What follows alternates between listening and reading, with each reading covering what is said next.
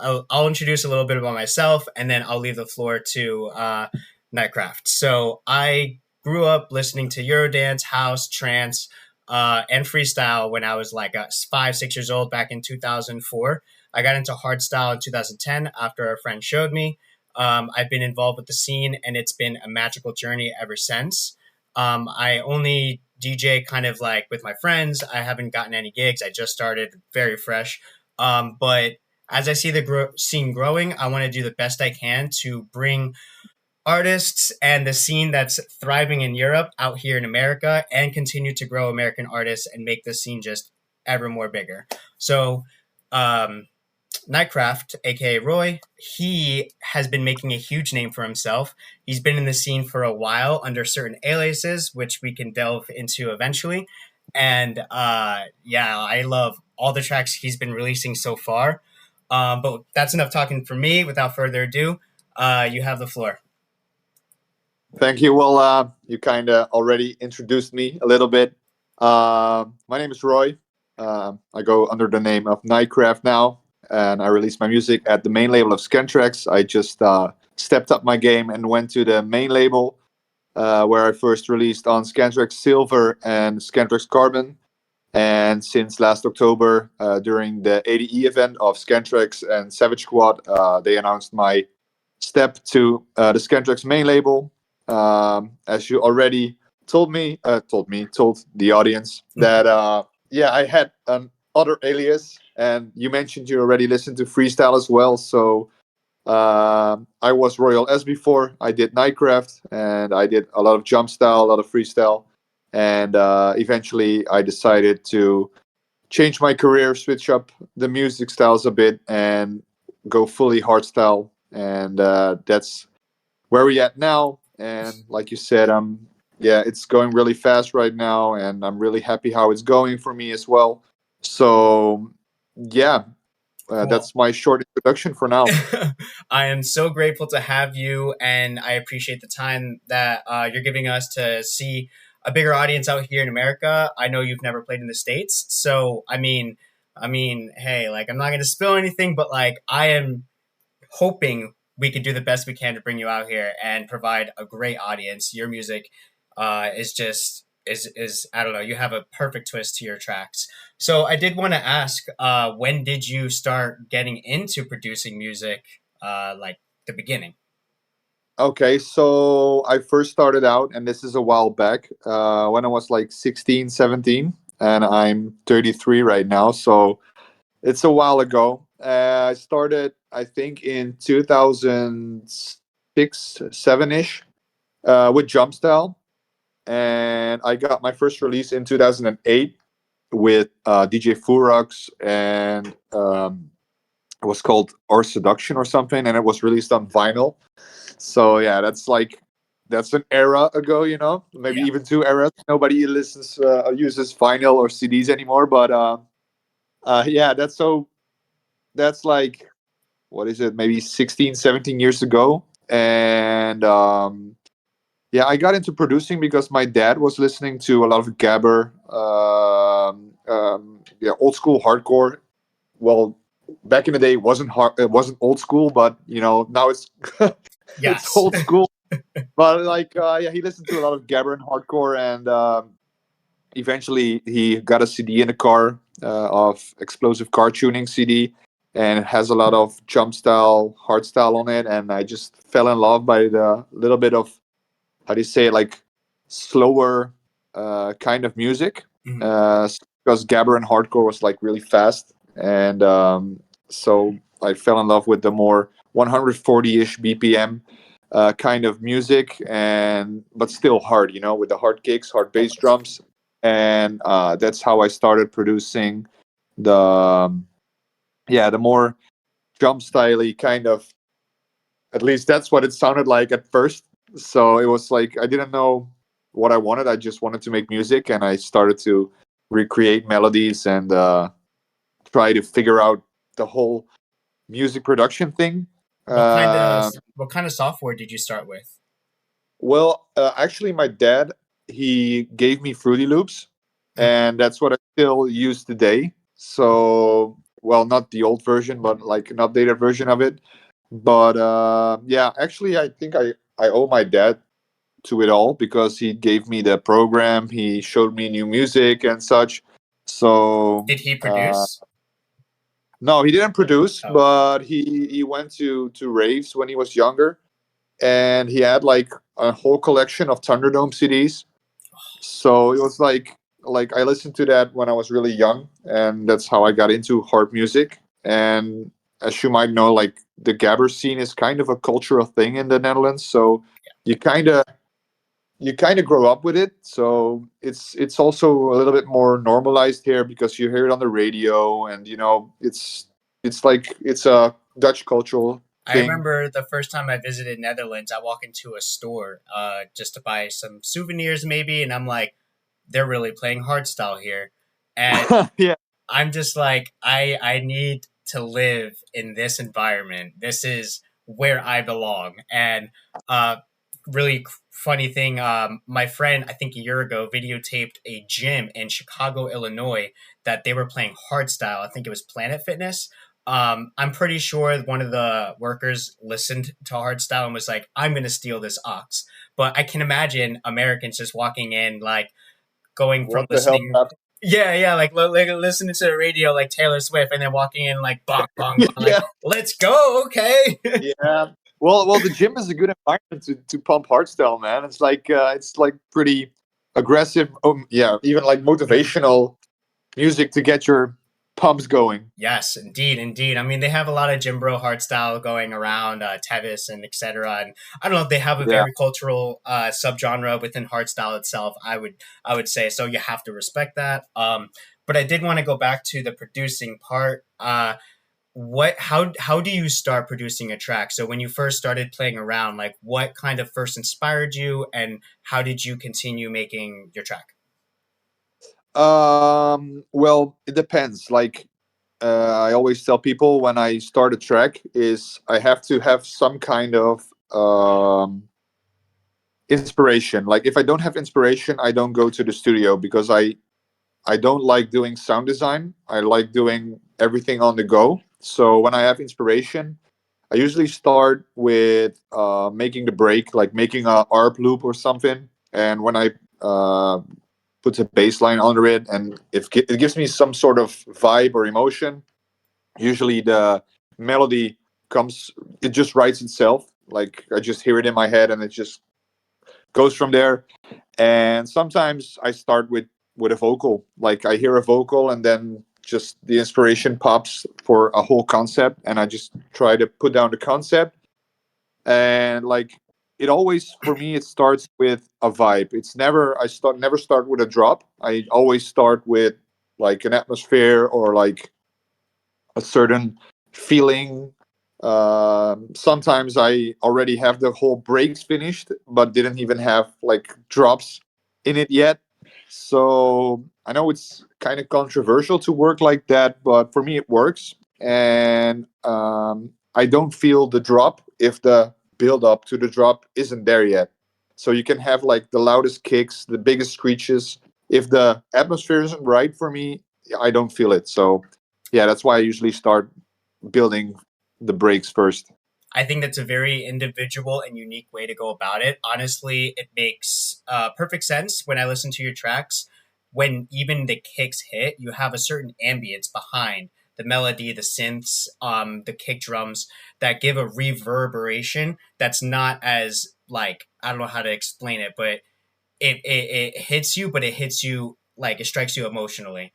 And Yeah. like your tone, your theme, the build up, like I could tell you put a lot of effort in that because oh my god, boy, I'm just not gonna get into it. I'm too much of a fanboy. But so No I worries. I did want to touch on your remix with B Front about illusion because I noticed you said you start with vocals sometimes, but how did you like attack that remix? Like, did you just like the track and then think you want to do a different melody, or how'd you go about it? Yeah, like I heard the track. I was listening and I was driving, and on Spotify you have the recommendation Yeah, tracks. So this one came along, and I was like, "What track is this again?" I was like, "I think it's B front," and I checked the phone. I was like, oh yeah, it's B front. And then the track just went along, and then I heard the melody drop, and I was like, I think this melody could be better. So it's like the original on the kick, and I was like, this could be more drive, more energetic. And then I got home, and the idea was still on my head. So like, yeah, Mm. why won't I, like, do it? So I went to the studio, and I just put the original track in the DAW, and I just built another. I just built the leads and the melody, and I just like cut parts of the original in my track, and I sent it to Bfront, and he was like, "Oh, I like what you did there, man." So I asked him for permission to finish it, and I tried to keep the original one like intact. I don't know Yes. if that's the right word, like to honor the original, to Yep. be don't make it too different from the original, because I really like the original as well. But Yes. I think I gave it a nice touch up, like a little bit harder in the mid intros as well, a little bit rougher on the screeches, and I think I gave it a good update. Like, not a, it's a remix, but it's like it's an honorable remix. Like, Yeah. No, you kept it. honor to the original. You kept it original, but you put a fresh Nightcraft theme to it. Exactly, and that's also what I did in the second melody drop, like with the long notes, just to give it like that extra atmospheric vibe to it. I Yes. think I think it worked. Yeah, it's for me, that remix was like that. He approved it. For me, that was like, yes, that's Perfect. good. Yeah, So exactly. I know, obviously, for those that know Nightcraft and have seen his reels and his releases, have seen him DJing on stage. So not only does he produce, but he does DJ. So I wanted to ask you, like, what is your favorite thing about producing, and what is your favorite thing about DJing? Well, my favorite thing about producing is, and I think all producers recognize the feeling when you hit that right atmosphere or right like drop in your track, and you just get goosebumps, or you just start dancing in your studio. Like, when you have something, like you made something, and it's nice, like you feel really good about it. That feeling is like unmatchable while you're in the studio. Oh, And there's another, so I think getting that feeling from producing is my favorite thing about producing. And my favorite thing about DJing is having that same uh, feeling about your track, and seeing that the audience has the same feeling as you did in the oh. studio, right? Play it. So, like, that's my favorite part about DJing. I think, like, seeing the crowd response on your track. So there's a For me, special connection between producing a track, being able to spin your own track, and seeing the crowd reaction and relate to yeah, the emotional like feeling that you gave. exactly that. Yeah, exactly. That is so cool. You're giving me chills. So uh, I wanted to ask, what are the challenges that you have faced during producing and DJing, and how have you overcome those? Well, challenges are always the infamous writer's block. Mm-hmm. Uh, all producers have it, and it's just something that I learned to accept, because I know a lot of producers force themselves in the studio to just make whatever. And I learned for myself, but that's a personal experience, is that if I face a writer's block, I don't go to the studio. That's a thing I learned. If I have a writer's block, I'm not going to the studio. I'm just gonna wait until it passes, for some reason. I don't know when it passes. I don't know how it passes, but I know eventually I will make something good again. So I'm just like, how did I overcome it? I think I just have faith in my own creativity. I think that's like, um, you can have a writer's block for several months, and then sit in the studio, and then like finish a whole track in like a whole night or something, and then, like, yep, that's what I needed. And then the writer's block is gone, and you can continue your work. Has there any been a So specific external or a specific internal thing that helped inspire you to go back to the studio or even begin? Or is it random? It's like a random, Random.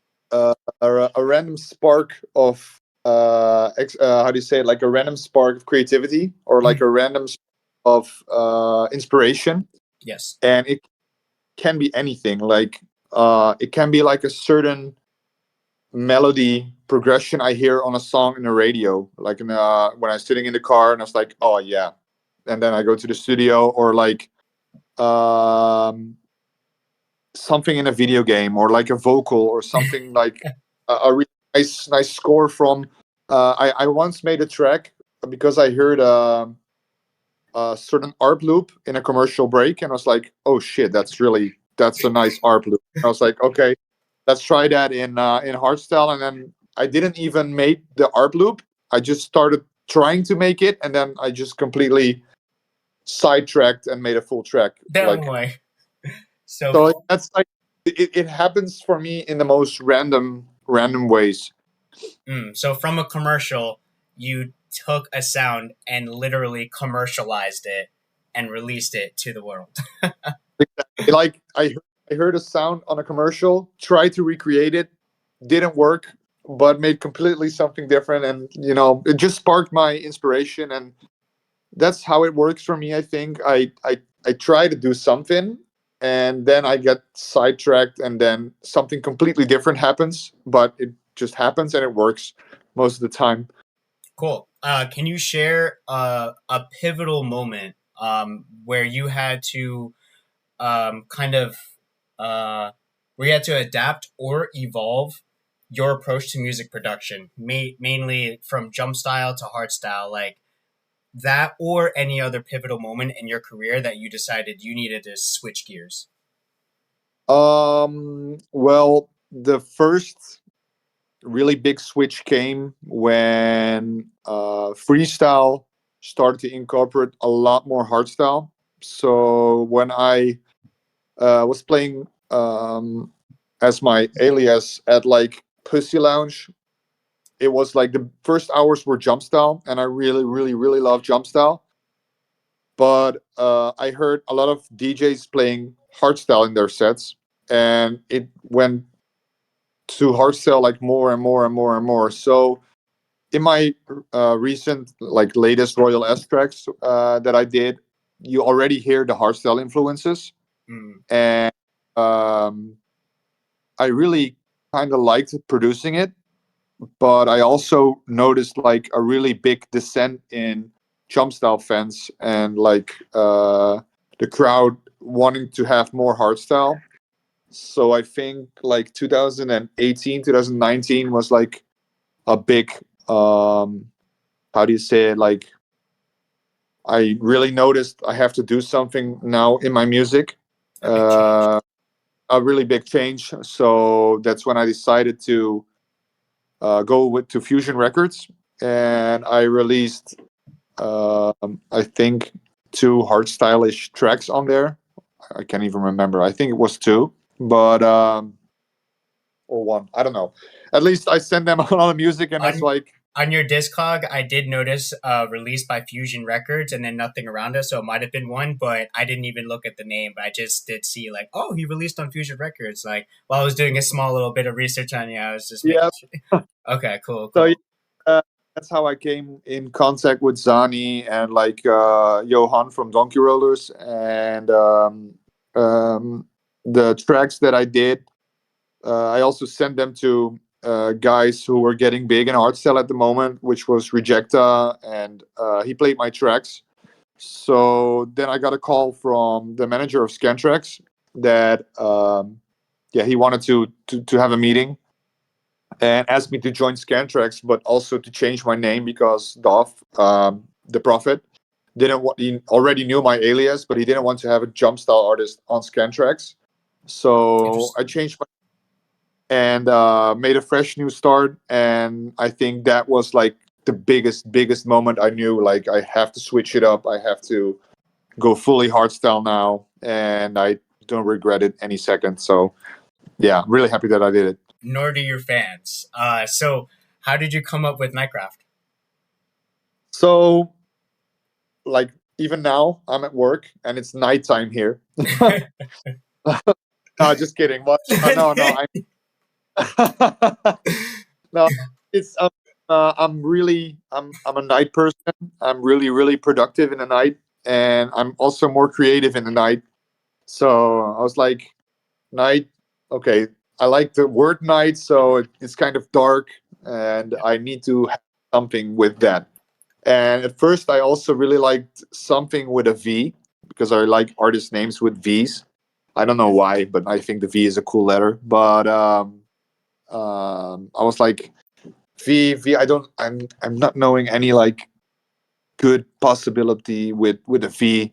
So I'm gonna stick with night. Okay, night. Now, then I had to think about like the second part of the name. Yeah. I was like, I didn't know anything, and I was like Nightcraft, and I got a bunch of other names, but like after 6 months, was like that name kept coming back in my head, kept coming back in my head. I was like, okay, maybe I should stick with Nightcraft, and then just it sounded cool, and it just needed some, getting used to, and after all, I think it's a good name, and it's like pretty solid, and yeah, it's It not too sticks. difficult. It Yeah. sticks, yeah. Yeah, yeah, like the way you were describing, you're creative at night, you're creating stuff and you're crafting. So Yeah, it exactly. yeah, yeah. I mean, no, it rings, it's unique. I don't see any other name with craft in it. So like I mean, I'm glad you stuck with it. It has a perfect aura to the tracks you release. Yeah. So really quick side question. Since you were producing Jumpstyle, have you ever Jumpstyled in the past? Yep. Yep. Yep. Eh! Yep. Yeah, and I can still do it. But it's like when I was, I think, 14. Yeah, I think from my 14 till 16, I was doing like MTV, right? No, Like MTV. no, MTV, like music television. Oh yeah, yeah, MTV, yeah, the yeah. At the yeah. channel. Yes. Yeah, so back in the days, we had a similar thing in the Netherlands, but it's called TMF. It was like MTV but Dutch, and they showcased jump style videos on their channel, like on their like on television. Yes. So back then, it was like, oh man, we need to shoot like jump style videos and send it to TMF so it can come on TV. So yeah, me and my friends did that, and we made like jump style videos and send it to them. And then when you were waiting like in the commercial breaks, you were waiting till your video from YouTube gets shown on TV. So yeah, like fully jump style, fully dancing. I was like even doing the duo jump thing. Yeah. Choreo, even study your own choreos. Like it was insane. It was I a really fun time. I looked that up a while ago. I think 2 or 3 years ago. I ran into that, and I saw it. And I'm like, no way they used to broadcast it. Actually, no, like 7 or 8 years ago. I think I looked into it, and I was like, no way they used to broadcast this thing. I believe it was Martin Vorwerk that was ahead of putting a lot of that together. And when I saw that, I was just like, no wonder it makes sense that Patrick Jumpin was big. He made a name for himself, and I was just thinking, like, damn, like I've seen reels and meme videos of kids in the Netherlands like jump styling at like 4 or 5 years old and in the classroom, kind of like jumping on their desks. And I'm just like, the culture was really revolved around like jump style, hard jump, the hardcore. Like, I don't know. Yeah. It's amazing. I don't know. It's cool. But uh, even the Jekyll and Hyde era with Frozen Flame. Frozen Flame was a really, really big hit in the Dutch charts. Hmm. So like, it got played on the radio a lot. And like I think recent hard tracks that went viral in the Netherlands are the track with Paul Elstak and Je Broer, Kind van de Duivel. Yeah. Uh, and also from Outsiders, a lot of tracks are on the radio as well. So yeah, it's still part of our culture, and even now, I'm really happy hearing. I don't know if you know the song "Miracle" by Zanny and yeah, Rebels. no, Calvin Harris, Oh, like okay. Okay. that one. I think on a big commercial scale, he really broke some boundaries again, like getting faster music back on the radio channels. Mm-hmm. I'm not sure if it's played on American radio, but in the Netherlands, there's like 50-60% of 140 150 BPM tracks, like back in the Eurodance kind of style. So I'm really happy that happened. So like you're seeing way more parties pop up in the Netherlands as well. We already have so many, but like there's like Euro rave parties popping up, hard techno parties popping up, really a lot, and like of course hardcore, hardstyle, extra raw. Yeah. So So yeah, it's a lot. the closest we've gotten is last Super Bowl, I think, during one of the commercial breaks. I'm pretty sure you know Rob G. One of his bouncier tracks were played. I forgot the exact name. It was either last year or 2 years ago, and he shared it, and like I reshared it, and I'm like, oh my god, like these people in the stadium have no idea. Like, there's the Exactly. mainstream EDM music that always goes around. It's always like 128 BPM. But that was the first little faster, more like bouncier synth, that you could tell it's like a jumpy, because Rob G does that Yeah. type of thing. And I'd say on the radio, it's not common. You don't have that. But what happened was my first track I ever listened to was Free Fall by Jekyll Hyde in 2008. And it was under a CD called Ultra Dance Volume 8. And it had trance tracks, house tracks, and then that one Jumpstyle track. And I didn't know it was Jumpstyle at the time, but I played it 50 times over and over, like annoyed Really, my brother. Yeah, I loved it. And I'm like, what is this? Like, I need to understand what this sound is. Why does it give me so much energy? But it wasn't until yeah. a year later that my friend introduced me. I showed him the track and he's like, oh, that's Jumpstyle. And I'm like, boom, forever hooked. So Nice. it's unique. It does get to America, but it's hidden still. And that's why I want to make it like, oh, if I walk into a store in America one day and I hear hardstyle, that's it. That's Yeah. it. So I'm curious. Oh, sorry. Go ahead. Go ahead. Let's hope for the best. Yes, indeed. So I'm curious, where do you see the hardstyle?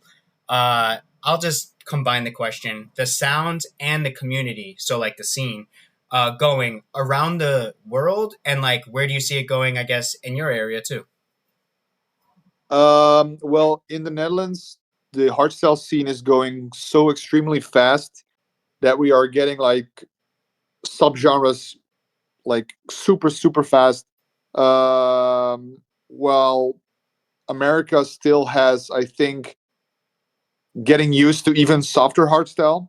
Like because I think more EDM kind of hardstyle would work better in the US right now for the bigger audience, like the Tweakers, maybe Prime Shock, like a bit more euphoric, closer to EDM, slower tempo. I think that would work for the, like how to say, like the radio people of America. I think that would work better than to give them like extreme raw, like immediately.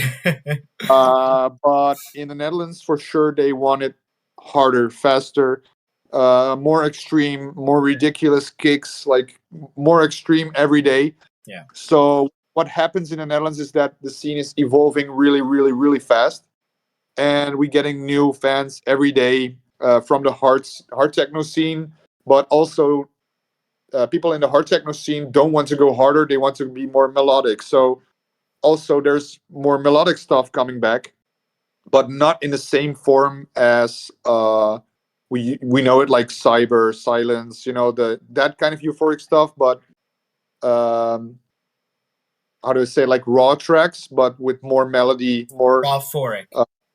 yeah, like raw phoric a little bit. Um, and like it's good to see that there is change happening and that people want like new stuff again and not always go like more hard and hard and hard. But because of course sometimes, not sometimes, at one point you cannot go any further, and that's when, like when scenes get divided and they evolve into their new stuff, and then those scenes get divided, as it's like a vicious circle. So like what happens now in the Netherlands is that the raw from I think 2014, 2015 is coming back, like with the dark kicks and the long screeches. Yes. That is coming back, but in like a new wrapped kind of more new clean, new sounding hardstyle, raw style, but with the vibe of 2015. And I think for the rest of the world, like Germany also likes it really, really hard. Australia as well. They go like were like fully euphoric a few years ago, and now they're like fully gearbox as hard as possible with Zag kicks and everything. And I think in Asia, it's also really upcoming as well. But they like the more trancy stuff, the more melodic stuff, but also the hard stuff and the weird stuff. So the really technical stuff. Yeah. But I went to Mexico 3 times now, and there as well, the scene is growing a lot. When I was playing at Dreamfields last November, I saw something happening with hardstyle. Like the main stage was like fully EDM the whole night, and it saddened me a bit because the main stage was like half full, maybe 1/3 full. But then like Ghost Story started with D Block and Estefan, and the main stage was full. Like everybody ran to the main stage, so everybody came for hardstyle. Yes. And the day after as well, I checked the set of no, I checked the closing set from Medusa on Saturday, and it was like half full. And Medusa is like a huge name. But then Sound Rush closed with Cepha on Sunday, and it was packed, like packed. And it was like a more, how do you say it, a less crowded day because it was a Sunday, but Yeah. still they full main stage, and I was like, yep. That's perfect. No, you said it perfectly well. That is, I don't know, exciting to see. I think the hardstyle community is growing as well. So I agree on you there. I believe the sound has diverged into multiple sections so far, and I agree with you there. And I think it's neat. I think it's cool to hear your perspective on how you see the world growing with the scene. And I don't know. It's just to me, hardstyle has such a meaningful, like way to touch someone's emotions, and I think that's just what we want at the end of the day. And no, I'm kind of amazed you even touched on the hard techno subject too, because there's a lot of controversy around that, whether it's early hardstyle, how it's evolving. Some techno fans are like hard techno's too fast. Some are saying they want the melody. So it's cool that you think about it that way.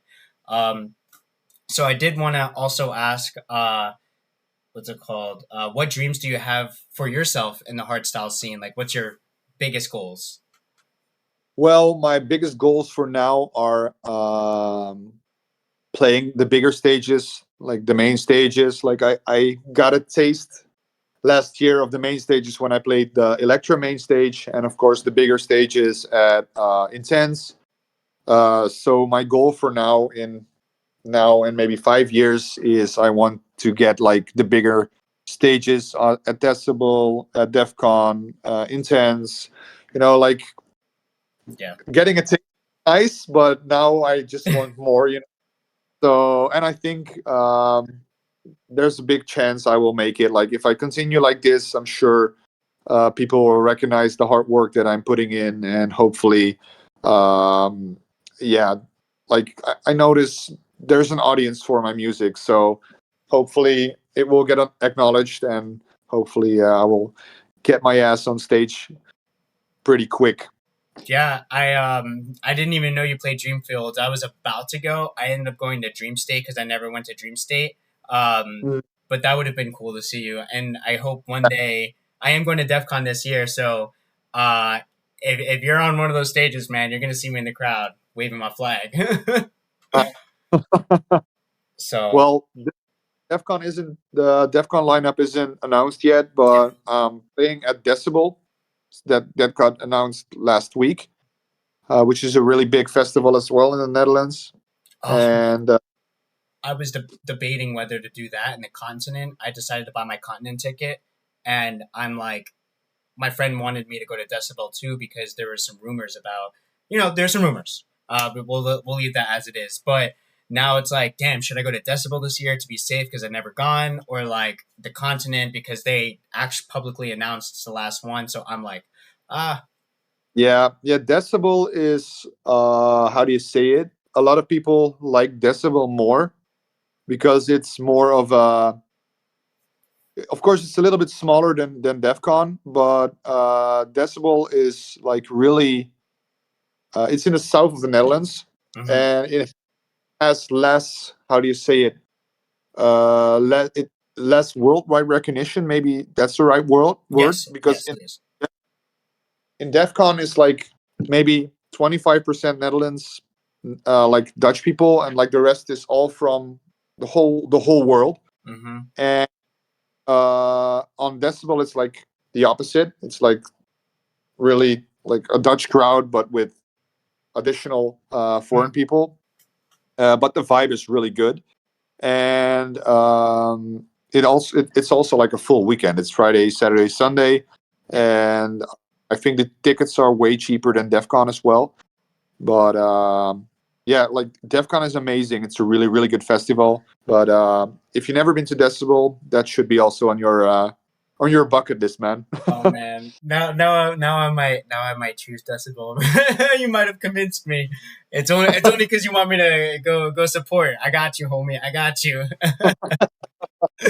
I mean, that's really cool to hear your opinion on those factors. And yeah, like the biggest hopes I have is we have a huge festival revolved around a similar theme that DEF CON has, Decibel, that provides a niche, bigger crowd in America that loves hardstyle. Because it would be a magical thing. Obviously, to go around the obstacles of visas, but to bring artists from around the world and have American homegrown artists play on the same stage and really just Yeah, make the crowd exactly. wild.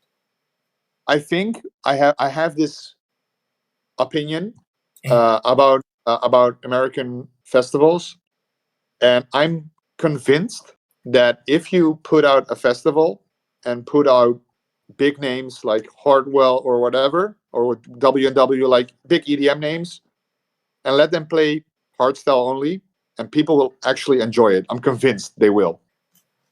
Yeah, Just because you don't have to label it hardstyle. If you just label it like EDM or something, and people will think, oh, this is, well, maybe not all people, but I'm convinced like a really big chunk of the crowd will actually like it and will actually, I think, maybe even look it up.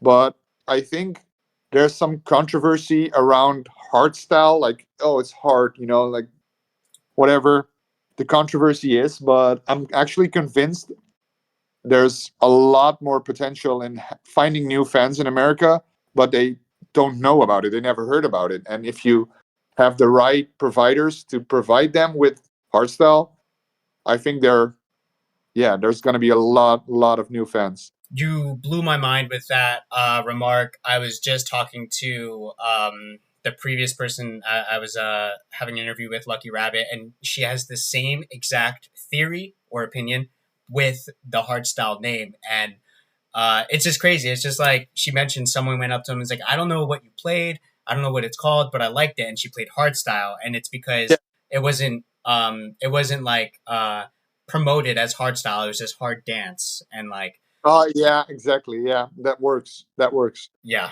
So that's really cool. So I guess I'll ask as like a last thought to not take too much of your time because I know 30-40 minutes of interview.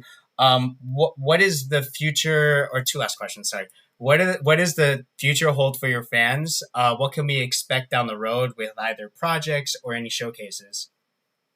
Well, of course, last year I started at Decibel my live show, the Shadow Realm, and that will be this year will be the last Shadow Realm show. But there's gonna be like different stages of the live act, so it's gonna be in different levels. So that's what they can expect, like a new live show. This year, there's a lot of new music coming out, a lot of new collabs. So music wise, it's gonna be a full year as well again. Also, a really nice like bookings in new countries that I never been to, and so that's also like gonna be really really cool.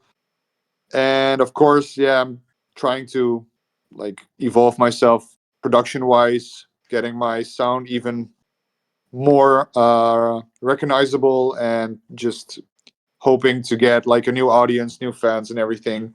So I'm really, yeah, looking forward to expand my, how do you say, like my fan base by just putting out music. I think that's still the most important thing. Like social media and music goes hand in hand now. I know, but it's like music should always be like the first thing when you call yourself an artist. Mm. Like artist, you either make paintings or you put out music.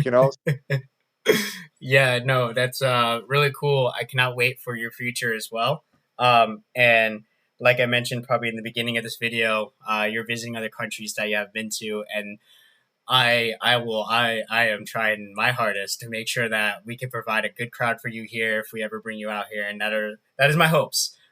So last question: what tips do you have for aspiring producers and DJs that want to get into the scene? Well, my biggest tip is if you don't know how to produce, uh, get yourself to learn producing first, and if you're on a level that you can like produce decent tracks, start putting out tracks, and don't expect things to happen from itself. I saw a lot of new acts fail because they put out music and then wait like 6 months to put out another song, then wait out another 6 months, put out another song. And if you want to get like you get yourself known, try to put out like as much music as possible. And nowadays, do it on every social channel that you possibly know of, which can be really hard and like really demotivating because, of course, everybody's looking at the likes. At least that is what you think, but nobody pays attention to the likes. But that's what artists think. Yeah. And don't mind the data, don't mind the likes, don't mind the shares. Just focus on music and focus on putting as much out there as possibly can, and make use of your talent and just put out music, put out yourself. Make stupid videos of you in the studio or anything if you don't have footage to post from gigs. Like if you really want it, then you should work really hard, because even if it might look like other artists aren't working hard or they getting like stuff thrown into their like, how do you say it, like getting handed like gold bars and Yeah. everything, no, they probably worked really hard for it as well. Not everybody, I know, but like most of the producers and DJs that you see out there making it big, they struggled as well, and they started from somewhere as well, so they probably worked really hard for it as well. So you should too if you want to achieve the same. So that's what I think is the biggest tip I can give to like starting DJs, producers. That is well said. I think that was perfectly put. I am inspired myself. I was thinking about it and I'm like, damn, I haven't put a mix out. Like obviously I put a mix out and I'm like a bedroom DJ. So like I don't have like the fans or anything, but like I think about it and I'm like, that was 3 weeks ago. Maybe I should start, like you have a good point. Well, even if I can give you a tip, then do you know he's from your? I think he's from close to you, like DJ Blend Oh my from god, back in. no way you're saying DJ Blend. Bro, do you want to hear something? Okay, I'm gonna tell you something right now. I have a Oh collab. I have a collab with Blend on another alias I had. I had a alias called Trashers, and I did a collab with DJ Blend, and it's called Robot Sex. I think it's still on Robot SoundCloud. Sex is yours? Yo, I've seen that title before. Oh, Yo, really? yo, oh my. Yo, stop blowing my mind because DJ Blend, like that was a big when I was in high school. He was a big name, and it was random. He just came out of nowhere. did some mixes, put it out on YouTube, and it was quick Exactly. mixes, and everyone was like, "Oh, that's that's that cool house stuff and whatever," and it just blew up, and like Yeah, that is crazy. Oh my god. because he did something new, and I think if you would do like something similar, because people didn't know EDM trap, or like he did the Dutch house stuff, Exactly. and people in Texas didn't know about that stuff yet. So he did something new, and he got like known in Texas for doing something that nobody did. And I think if you start doing the same, like short mix or something, just for your community, then it starts growing. I think organically. I don't know. It's just a wild idea that popped in my head, but I think there's nobody in your close vicinity that's like putting out hardstyle mixes every day or every week, just like short transitions, just to get people. Well, and of course, a different time, so maybe it should be like different platforms, like TikTok or something. But still, Still, yes. That is like yeah. the world is yours, So yeah, it's That is insane. I am so pleased to hear that kind of cool gem information. I don't know. I never knew that. That's amazing. That's kind of why I come out and I work hard to make sure I keep track and try to reach out as much as I can and provide the politeness, respect, and request of permission to do these interviews and get to know the artist more. And I want an outlet for you guys to uh, tell other people about who you are, because there's so many DJs and producers out there that struggle, writer's block, lose motivation, think they look at people like you and even anyone else around there, they look at them like they have the golden ticket and it's like they made it easy. And it's like we're all human. They go through the same struggles, and it all takes consistency, confidence, spirituality, trust yourself, and like growth. And I don't know. exactly You have been a great interviewee. I think I call it. Yeah. a great guest. Yeah, great guest. I'm over here saying weird stuff. I'm sorry, man. Say that again. You got cut off. Say you were a great host as well. I really appreciate that. And Oh my I god. just noticed that you have a DEF CON flag in your room. I Two, just seeing it right.